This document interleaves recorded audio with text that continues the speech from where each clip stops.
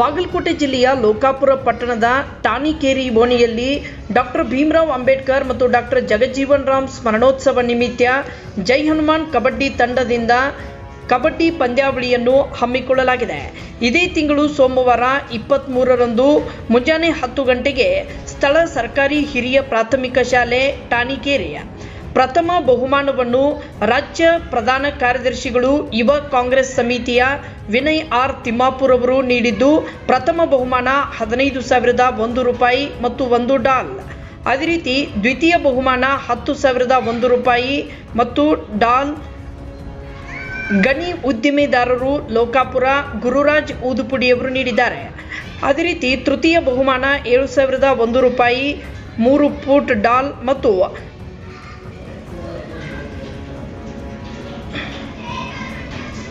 ಈ ಒಂದು ಬಹುಮಾನವನ್ನು ರವಿಚಂದ್ರನ್ ದೊಡ್ಡಪ್ಪನವರ್ ನೀಡಿದ್ದಾರೆ. ಅದೇ ರೀತಿ ಚತುರ್ಥ ಬಹುಮಾನ 5,001 ರೂಪಾಯಿ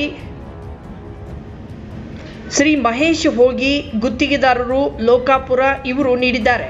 ಇನ್ನು 10,001 ರೂಪಾಯಿ ಆನಂದ್ ಎಸ್ ಹಿರೇಮಠ್ ಗಣಿ ಉದ್ಯಮಿದಾರರು ಲೋಕಾಪುರ, 5,001 ರೂಪಾಯಿ ಸುರೇಶ್ ಬಿ ಮಠದ್ ಗಣಿ ಉದ್ಯಮಿದಾರರು ಲೋಕಾಪುರ, ಪ್ರಮೋದ್ ತೆಗ್ಗಿ 5,001 ರೂಪಾಯಿ ಈರುಳ್ಳಿ ಬೆಳೆಗಾರರ ಸಂಘ ಯುವ ಘಟಕದ ಅಧ್ಯಕ್ಷರು ಇವರು ಈ ಒಂದು ಬಹುಮಾನಗಳನ್ನು ನೀಡಿರುತ್ತಾರೆ.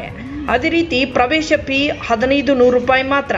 ಸ್ವಾಗತ ಕೋರುವವರು ಜೈ ಹನುಮಾನ್ ಕಬಡ್ಡಿ ತಂಡ, ಟಾಣಿಕೇರಿ ಗ್ರಾಮಸ್ಥರು ಮತ್ತು ಯುವ ಮಿತ್ರರು. ವರದಿ ಭೀಮವಾದ ನ್ಯೂಸ್, ಲೋಕಾಪುರ.